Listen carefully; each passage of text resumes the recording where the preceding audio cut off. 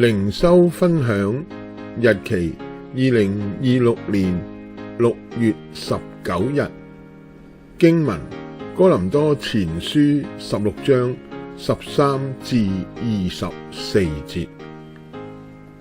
使徒保羅勸勉哥林多信徒務要警醒，喺真道上站立得穩，凡事憑愛心而行。哥林多信徒當順服並配搭同心服侍、勞苦做工嘅人，亦要看重補足欠缺嘅同工。使徒保羅傳達亞細亞眾教會同埋眾弟兄對哥林多嘅信徒問安，並祝願基督嘅恩惠常與哥林多信徒同在。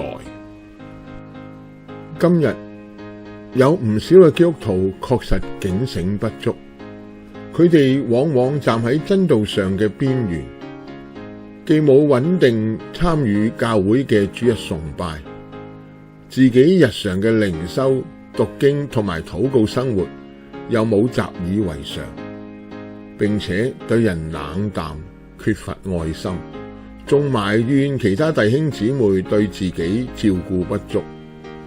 咁樣嘅基督徒又點會得到基督嘅恩惠同佢哋同在呢？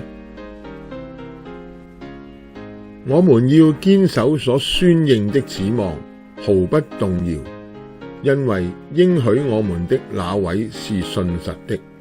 我們要彼此相顧，激發愛心，勉勵行善，不可停止聚會，好像那些停止慣了的人，都要彼此勸勉。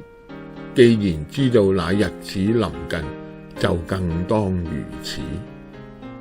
希伯來書10章23至25節。阿們。